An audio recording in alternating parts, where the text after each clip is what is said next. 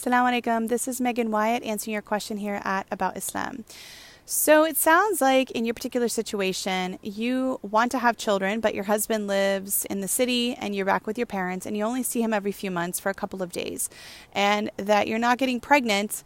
And his parents have come up with this magic number 3, saying that a few days basically with your husband should be enough for you to get pregnant. And now he's telling you the same thing. So you're asking, what should you do?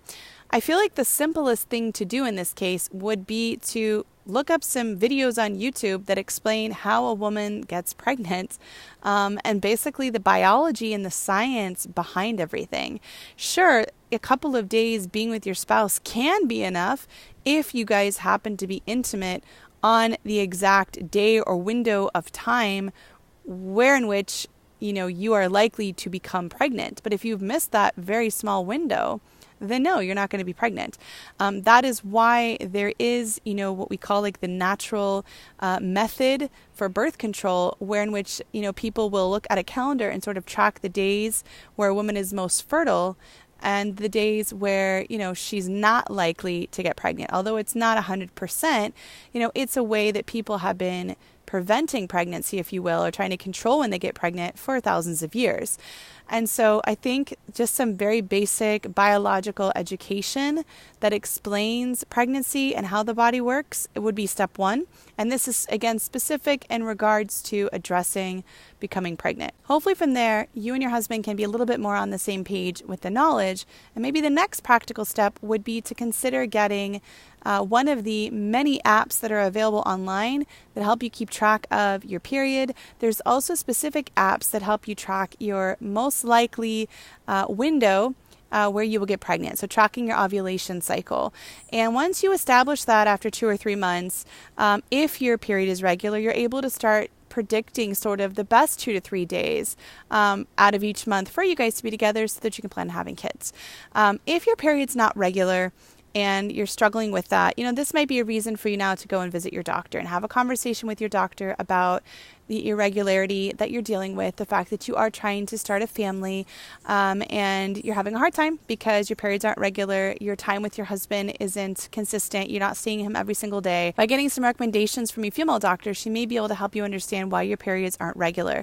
Is it due to stress, for example? Is there an underlying condition that's causing the irregularity? Is there anything she recommends that you do to try to help keep things on track? And on top of that, just asking her again if she has any recommendations for the fact that you are trying to start a family, but your husband and you don't get to spend a lot of time together. And so what does she best recommend for you in this instance? I think the more knowledge that you have, the more empowered you're going to be as a woman. You're going to be able to speak with confidence about what's going on inside of your body.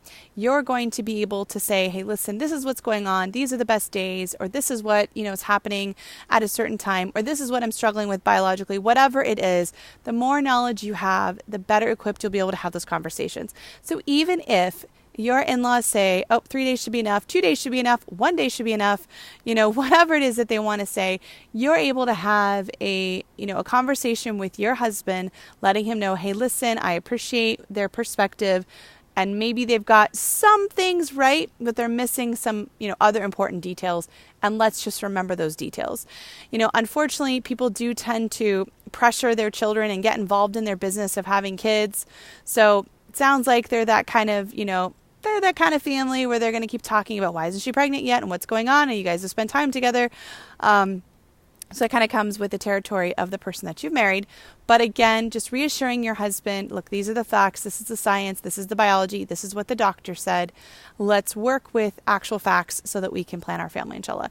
So again, I think knowledge, information, using apps, conversation with your doctor, and then sharing that with your husband. And even better if you can bring your husband to a doctor's appointment with you, or you can meet him in the city for a doctor's appointment where you meet, a highly recommended female doctor to sort of explain things to the both of you. That way, this isn't an issue that can tear you guys apart. It's not an issue which you're going to fight about where his parents said this, so he says this, but you say that. You guys are both educated, both together on the same page, and inshallah that brings you closer together as well. So may Allah subhanahu wa ta'ala bless you to find the right knowledge and resources, and I hope this gives you, a first step in a new direction, inshallah. Take care. Assalamu alaikum.